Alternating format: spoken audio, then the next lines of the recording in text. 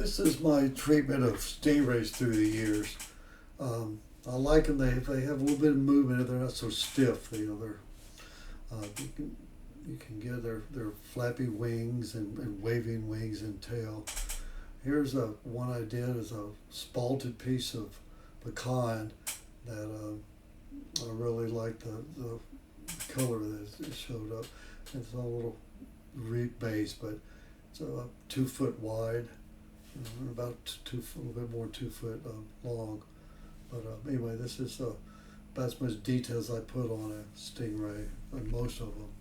I don't know if they didn't have eyeballs on this one, I don't think. I sold that pecan one, so I did another one. So I also have pecan, it's just not spalted. Actually, that one might not be pecan. Looking at it now, it's spalted, but it might be maple. This was definitely pecan. And I just like the style of stingrays.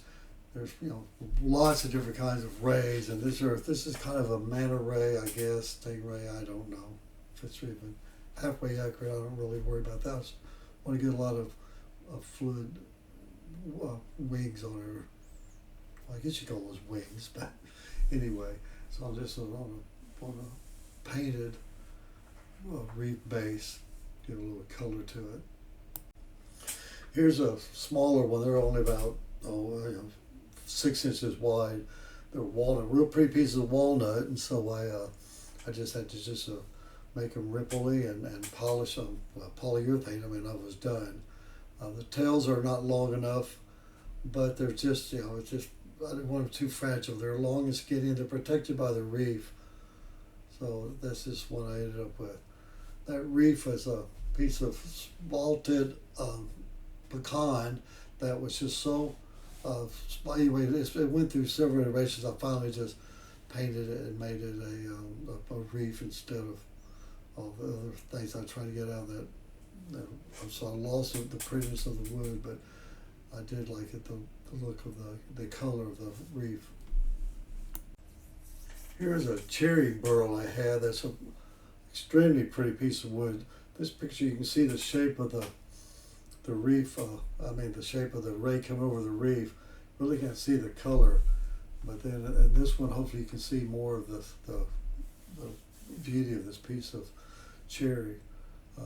Anyway, it's a pretty big piece. It's almost, it's 3 foot long and a little bit shorter, a little bit not as wide, but I really like this piece. This one is a piece of driftwood that looked exactly like a manta ray. All I had to do is I put a tail on. I did actually one side, but I added eyes. I had to make, but even the eye bump on one side was there. I just matched up the other side, and so it was really 3/4 of it. Only problem with this thing is it's only about, 4 or 5 inches wide. If it had been a bigger piece, I'd really enjoyed it. But it's just one that I just really fun to make because it was real small, and the only bad thing about it was the size of it. This walnut burl gave me troubles because it was the prettiest shape of that I've ever had a piece of wood. All the little bumps or whatever, it's actually the root burl. But when I sanded it down, it was the prettiest wood inside. So it was a beautiful walnut burl. So I was kind of lost what to do with it. So I just carved the stingray laying on top of the reef so I could get both of them, and I colored the reef a little bit so it would stand out. So this way I ended up with, this is a pretty big piece. It's 3 foot long, pretty heavy, but I really wish I had more of this stuff.